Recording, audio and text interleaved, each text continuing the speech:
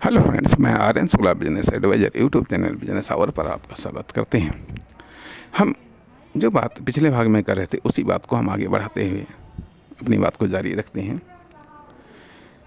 कि संभवतः एक टीचर से अपेक्षा की जाती होगी, इसीलिए कॉपी को जांचने वाले की समझ में नहीं आया होगा कि आखिरकार जरूर इसमें कहीं ना कहीं निकल है, जरूर किसी न किसी टीचर से हेल्प ली। खैर, वो तो एक बात अलग की आती है। कहने का अर्थ यहाँ पर यह बन रहा है कि यदि आपके सपने बड़े हैं, आज के दौर में ज़रूरत पूरा होने के लिए भी आपको एक स्पेशलाइजेशन की ओर बढ़ना है। दूसरी बात, तब क्या था कि एक दौर में जो कि अनपढ़ और पढ़े लिखों के बीच में कंपटीशन था। ठीक है, जो पढ़ जाते थे उस समय पढ़ना अपने आप में काफ़ी कठिन कार्य होता था। परीक्षा में पास होना अपने आप में काफ़ी कठिन कार्य होता था। इसलिए कुछ क्लासों को पढ़ करके ही लोग नौकरी पा जाते थे। खैर, फिलहाल के लिए बात ये आती है कि यह एजुकेशन सिस्टम वर्कर को तैयार नहीं करता है। एक वर्कर को तैयार नहीं करता है, बल्कि किसे तैयार करता है? एक बालक को तो तैयार करता है, लेकिन बालक को एक वर्कर के रूप में तैयार नहीं करता है। एक बालक को तैयार करता है, एक सामान्य बालक को आदमी तो बना सकता है, लेकिन बाकी और जो कुछ भी हाथ पांव मारना है वो आपको खुद मारना है। खैर, कहने का अर्थ यह बनता है कि उसके बाद में फिर वो 3 साल तक हमने परीक्षा दी। 3 साल तक हमारे उत्तर परीक्षक की समझ में नहीं आए और उसने इकोनॉमिक्स में हमको न पास किया। मैं भी समझ गया कि अब मैं परीक्षक को अपने उत्तरों से संतुष्ट नहीं कर सकता। तब थर्ड ईयर में 2 सब्जेक्ट रह जाते थे। एक में लगभग 80% नंबर आते थे। दूसरे सब्जेक्ट हमारे फेवरेट सब्जेक्ट में हम फेल हो जाते थे या फेल कर दिए जाते थे। ऐसा लाइफ में भी संभव है कि जो सब्जेक्ट या जो चीज़, जो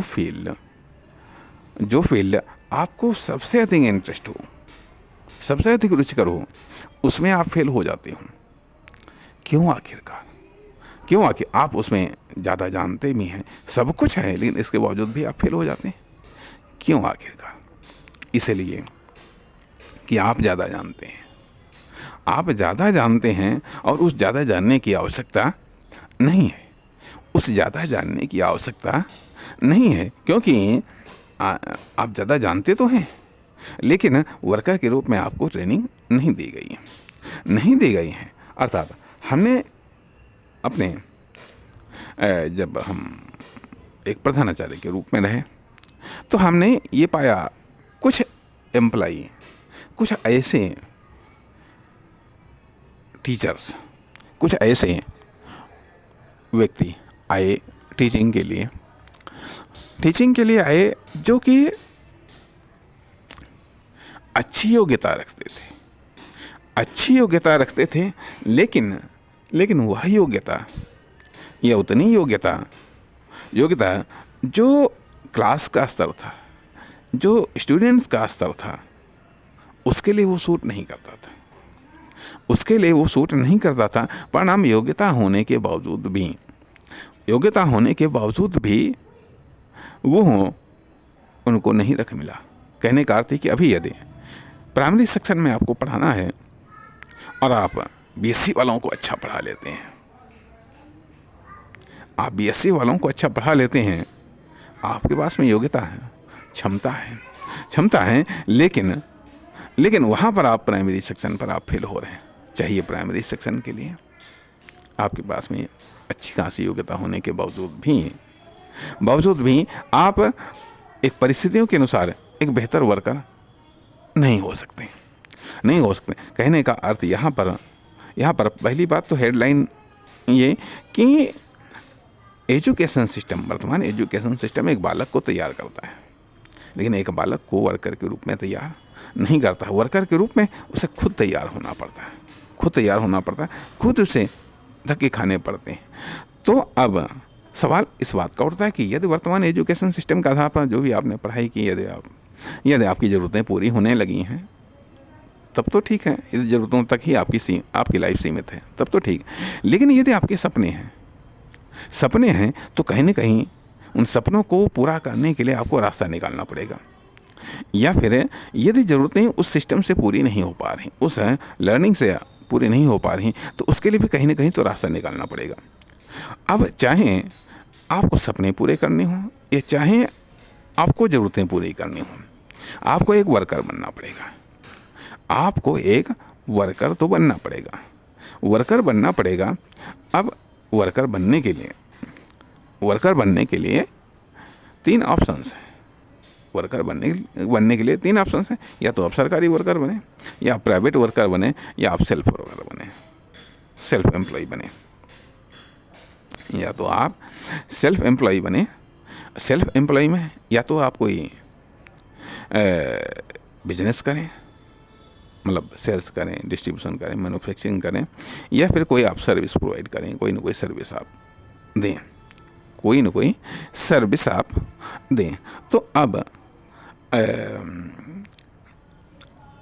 इसके अलावा या तो आप प्रारंभिक वर्कर बने, स्टार्टिंग वर्कर बने, या फिर आप वर्कर की अन्य श्रेणियाँ हैं वो बने। कहने का अर्थ यहाँ पर ये बनता है कि अब वर्कर बनने का स्ट्रगल शुरू होता है या वर्कर बनने की तैयारी शुरू होती है।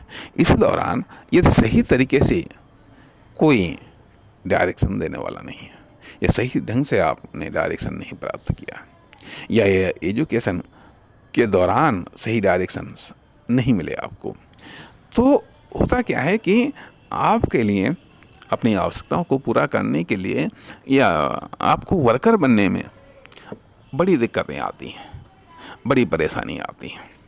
क्योंकि स्टूडेंट लाइफ में तो थोड़ा सा मेंटल लोड होता है, लेकिन वर्किंग लाइफ में तमाम प्रकार का लोड आ जाता है, तमाम प्रकार का प्रेशर आ जाता है, तमाम प्रकार का अजीबोगरीब परिस्थितियाँ या जटिल परिस्थितियाँ ये कह लो, या हाई टेम्परेचर वाली परिस्थितियाँ कह लीजिएगा। हर जगह चुभन होती है, हर जगह कष्ट होता है, हर जगह तकलीफ़ होती हैं और बिल्कुल वो comfortable life, student life comfortable life, और ये अनकंफर्टेबल लाइफ, अर्थात हर व्यक्ति बहुत कुछ चाहता है, अर्थात कम पैसे में हो वो बहुत कुछ चाहता है, और जहाँ पर ज़्यादा है फिर तो सब कुछ चाहने लगता है, फिर उन अपेक्षाओं पर हम खरा नहीं उतर पाते, अर्थात एक वर्कर कैसे तैयार हो। इम्पोर्टेंट चीज़ यह है कि एक वर्कर कैसे तैयार हो, किसी न किसी तरीके से वो बालक जो कि युवा बन चुका है धक्के खाता फिरता रहता है, और जहाँ तक कि मैं समझता हूँ कि लगभग 80-90% या इससे भी ज़्यादा 95% तक, 98% तक स्टूडेंट लाइफ के बाद में धक्के ही खाते हैं, धक्के खाते हैं, तब जा कर के कहीं कुछ वो संभल पाते हैं, बन पाते हैं, या अपनी ज़रूरतों को किसी न किसी तरीके से पूरा कर पाते हैं। और शायद सपने पूरा करने वालों का तो परसेंटेज 1% से भी कम होता है, 1% से भी कम होता है, 0.00 हो सकता है, बहुत कम परसेंटेज होता है। तो क्योंकि वर्कर नहीं बनाया गया है, एम्प्लॉय नहीं बनाया गया है। अब वर्कर के रूप में क्या अपेक्षाएं की जाती हैं, अर्थात जब 3 सेक्टर्स हैं, या तो प्राइवेट सेक्टर में जाना है, या सरकारी सेक्टर में जाना है, या फिर सेल्फ एम्प्लॉय के रूप में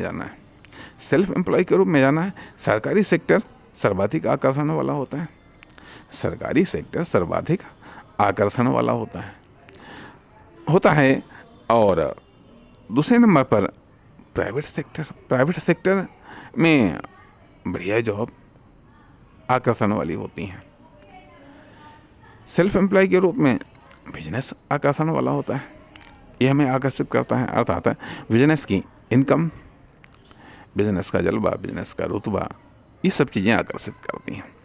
ये सब चीज़ें आकर्षित करती हैं तो कहने का अर्थ यहाँ पर ये बन रहा है कि किस तरीके से हम अपने वर्किंग माइंडसेट को डेवलप करें, किस तरीके से हम अपना एक वर्कर के रूप में अपना भावात्मक डेवलपमेंट करें या कंट्रोल करें या नियंत्रण करें, किस तरीके से हम खुद को एक वर्कर के रूप में विकसित करें या किस तरीके से एक वर्कर के रूप में हम डेवलप करते चले जाएं, किस फील्ड में एक वर्कर के लिए डेवलपमेंट की कितनी संभावनाएं अर्थात हमारा मकसद क्या है, हमारा उद्देश्य क्या है। सिर्फ केवल ज़रूरतों को पूरा करना या मान लिया जो इनकम हो उससे अपने सपनों को हकीकत में बदलना। आखिरकार किस प्रकार का वर्किंग माइंडसेट क्या कहता है, किस प्रकार का वर्कर बनना है, किस प्रकार के माइंडसेट एक वर्कर में होना चाहिए, क्यों होना चाहिए, उसके क्या फ़ायदे हैं और क्या नुकसान हैं। ये थ्योरी अभी तक आम जनमानस में नहीं आई थी। कहने का अर्थ यह बनता है उसके बाद में फिर जब स्वाभाविक बात है कि स्टूडेंट लाइफ जब डिस्टर्ब हुई और बल्कि कहना चाहिए द एंड हो गया, अब वर्कर बनने की नौबत थी। अब आदमी हाथ पैर मारता है, कहाँ पर वो कामयाब होता है, कहाँ पर कामयाब नहीं होता है, कितने प्रयासों पर किस फील्ड में कामयाब होता है, कितना कामयाब नहीं होता है, आदि इत्यादि। लेकिन उसी पीरियड में इस बात को निर्धारित कर लिया गया था कि यदि बाई चांस सपने हकीकत में नहीं बदलते तो ज़रूरतें पूरी करने के लिए कौन सा ऑप्शंस रहेगा, अर्थात ज़रूरतें पूरी करने के लिए टीचिंग का ऑप्शंस।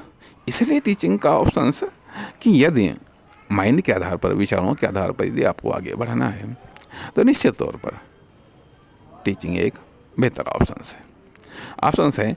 यदि विचारों के आधार पर नहीं आगे बढ़ना है तो उसके लिए मेहनत के आधार पर तो उसके लिए अदर्स ऑप्शंस है। खैर, आपके पास में भी दो प्लान तो रेडी होने चाहिए।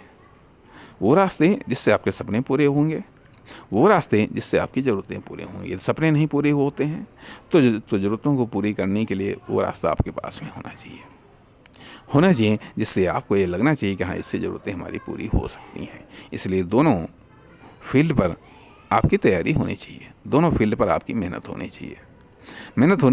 और कहने का अर्थ यह है कि यदि स्टूडेंट लाइफ में भी यदि आपके पास में टाइम मिल रहा है तो जरूर कहीं ना कहीं इन दोनों सेक्टर में मेहनत में कमी हो रही है। या तो दो में से एक ही सेक्टर है, या दोनों में से कोई सेक्टर नहीं है, या फिर दोनों सेक्टर में पर्याप्त मेहनत नहीं हो रही है, तभी आपके पास में समय है। वरना स्टूडेंट लाइफ के बाद में केवल समय उसी समय के लिए होता है, उतना ही होता है कि जितने में आप अपने थकान को दूर कर सकें। कहने का अर्थ यह बनता है कि अब वर्कर इसीलिए अब यहाँ पर अब हम फोकस कर रहे हैं वर्कर की एक थिंकिंग क्या होनी चाहिए, वर्कर को किस तरीके से खुद को डेवलप करना चाहिए, या वर्क के दौरान क्या समस्याएं आती हैं। स्टूडेंट लाइफ के बाद में हर व्यक्ति वर्कर बन जाता है, विभिन्न प्रकार का वर्कर बनता है। अब वर्क जब करना शुरू करता है तो वर्क के दौरान तमाम प्रकार की समस्याएं आती हैं, दिक्कतें आती हैं, उलझनें आती हैं। साथ ही साथ उसके जीवन में भी विभिन्न प्रकार के बदलाव आते हैं, विभिन्न प्रकार के कुछ घटनाएं, दुर्घटनाएं, अच्छी घटनाएं होती हैं। इन सब से प्रभावित होते होते 50 साल तक आते आते काफ़ी हद तक वो डैमेज हो चुका होता है, काफ़ी हद तक वो डैमेज हो चुका होता है, काफ़ी हद तक वो खुद को खो चुका होता है, या काफ़ी हद तक वो चुक चुका होता है, या चुस चुका होता है। अब उसके बाद में 50 के बाद में वो मान लेता अब ढलान शुरू। अब ढलान शुरू बहुत कम रेयर्स वर्करों में ऐसा होता है कि उनकी एनर्जी 50 के बाद में भी कायम रहती हैं। तो अब सवाल ये होता है कि आखिरकार एक वर्कर किस तरीके से मैनेजमेंट करें, किस तरीके से किस चीज़ को वो मैनेजमेंट करें और क्यों करें, किस समय तक, अर्थात एक वर्कर के लिए वर्किंग टारगेट क्या है, एक वर्कर के लिए एक वर्किंग टारगेट क्या है।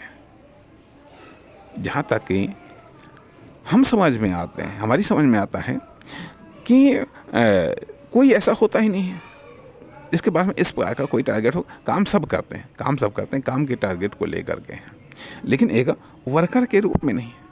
अर्थात ये बात इसलिए अब फोकस इम्पोर्टेंट हो जाता है कि जब हम पाते हैं कि बिजनेस में दो ध्रुव होते हैं, एक कैपिटल, दूसरा वर्कर और कैपिटल या इन्वेस्टमेंट या वर्कर, इन दोनों चीज़ों से ही बिजनेस बनता है।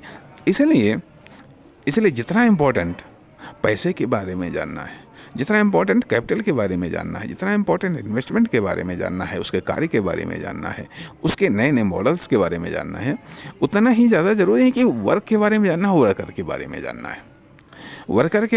जानना है, और वर्कर को प्रिपेयर कैसे किया जाए, रिपेयर कैसे किया जाए, इन्वेस्टमेंट को कैसे प्रिपेयर और रिपेयर किया जाए, आदि पहलुओं पर। तो सवाल इस बात का उठता है कि जो कैपिटल थी, जो वेल्थ थी, उसका कितना डेवलपमेंट हुआ, वर्कर का कितना डेवलपमेंट हुआ, उसमें क्या परिवर्तन हुए, उसमें क्या दिक्कतें आई, और एक वर्कर से कितने समय तक हम उसे वर्क प्राप्त कर सकते हैं। अर्थात जैसे कि कुछ ये बदलाव आए कि वर्कर को आप बेहतर सुविधाएं दें तो आप उससे और अधिक लंबे समय तक उससे कार्य प्राप्त कर सकते हैं। इसलिए चाहे आवास को लेकर हो, चाहे स्वास्थ्य को लेकर के हो, चाहे बेहतर माहौल में कार्य करवाने की स्थिति को लेकर के हो, कई सारे बदलाव किए गए क्योंकि औद्योगिक क्रांति के बाद में वर्करों की दशा काफ़ी खराब हुई थी। परिणाम वर्क को प्राप्त करने का समय काफ़ी कम होने लगा, साथ ही साथ वर्करों में तमाम प्रकार की समस्याएं आने लगी, उसका आखिर सुधार हुआ आदि इत्यादि। लेकिन हम दूसरे संदर्भ में बात कर रहे हैं, हमारा दूसरा संदर्भ ये कि जो वर्कर्स में ये हरासमेंट क्यों, और या वर्कर एक ही सर्किल में, एक ही सीमा में बंधा क्यों रह जाता है, क्यों वह एक सामान्य वर्कर से वह एक एंटरप्रेन्योर क्यों नहीं बन पाता, या वह एक सामान्य एंटरप्रेन्योर से स्पेशल या बड़ा एंटरप्रेन्योर क्यों नहीं बन पाता, या उसकी इनकम एक लगातार या कई सारे लेवल्स की ऊंचाइयों को क्यों नहीं छू पाता, आदि। क्योंकि अब इम्पोर्टेंट वर्क और वर्कर, तो वर्क जब इम्पोर्टेंट है तो वर्क को करने वाला वर्कर भी इम्पोर्टेंट है। अर्थात एक वर्कर के जीवन में किस प्रकार के उतार चढ़ाव आते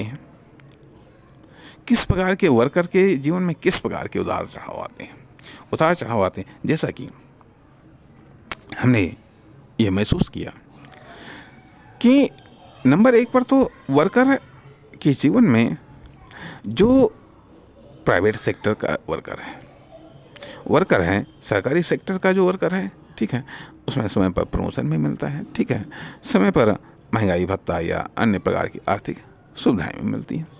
लेकिन जो एक प्राइवेट सेक्टर का वर्कर है, प्राइवेट सेक्टर में भी कंपनियों के वर्कर्स हैं, ठीक है, जो कि बड़ी बड़ी कंपनियों में अच्छा पेमेंट देते हैं, ठीक है। इसके अलावा कुछ अदर्स भी सेक्टर्स हैं, कोई दुकान पर, कोई कहीं पर, छोटी मोटी जगहों पर भी मजदूर, ये भी सब वर्कर ही हैं, ये भी सब वर्कर ही हैं। तो इस चीज़ को महसूस किया गया कि आखिरकार इन वर्करों की आमदनी बढ़ क्यों नहीं पाती है, या इनकी आमदनी की वृद्धि दर महंगाई की अपेक्षाकृत काफ़ी पीछे होती हैं, काफ़ी पीछे होती हैं। हमने इस चीज़ को महसूस किया कि कुछ ऐसे सेक्टर थे जिनमें वर्क करने पर साल में कहीं 150 रुपये बढ़ते थे, साल में कहीं 150 रुपये बढ़ते थे, और तब तक महंगाई काफ़ी बढ़ जाती थी। परिणाम ये होता था कि आखिरकार एक वर्कर अपनी आर्थिक दुर्दशा से बाहर क्यों नहीं निकल पाता है। महत्वपूर्ण सब्जेक्ट है, महत्वपूर्ण पॉइंट ये टच हुआ कि आखिरकार एक वर्कर अपनी आर्थिक दुर्दशा से बाहर क्यों नहीं निकल पाता है।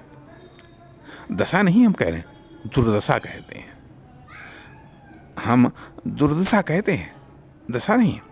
आर्थिक कंडीशन से बाहर, क्योंकि कंडीशन से तो बाहर निकल जाता है, लेकिन या और एक शब्दों में कहें तो कि आखिरकार एक वर्कर की आर्थिक दुर्दशा क्यों होती है, या एक वर्कर अपनी आर्थिक दुर्दशा कैसे करता है।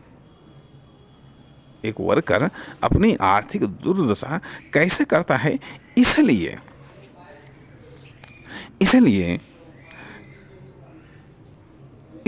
इस वर्कर पर या वर्कर के द्वारा कोई फर्म, दुकान, कंपनी, प्रोडक्ट या सर्विस कैसे आर्थिक दुर्दशा में या आर्थिक प्रॉब्लम्स में या कॉमर्शियल प्रॉब्लम्स में फंस जाती है।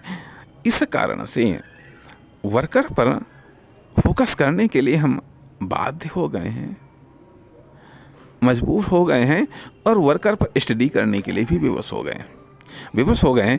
इसलिए भी क्योंकि हर व्यक्ति वर्कर है, हम भी एक वर्कर हैं। जब हम वर्कर की इस कंडीशंस पर विचार करेंगे तभी हम अपनी आर्थिक दुर्दशा से बाहर निकल पाएंगे। जब हम आर्थिक दुर्दशा के कारणों को जानेंगे, उनके समाधान को खोजेंगे, उनके समाधान को इम्प्लीमेंट करेंगे, तभी तो हम अपनी आर्थिक दुर्दशा से बाहर निकल पाएंगे। और जब हम एक वर्कर की आर्थिक दुर्दशा को बाहर निकालेंगे तो निश्चित तौर पर वर्कर के माध्यम से हमारी फर्म, दुकान, कंपनी, प्रोडक्ट या सर्विस भी आर्थिक दुर्दशा से बाहर निकलेगी। आखिरकार क्या ऐसे रीजंस हैं क्यों आर्थिक दुर्दशा की जाल में वर्कर फंस जाता है, आदि इत्यादि हम इस पर और आगे बात करेंगे अगले भाग में। तब तक नमस्कार।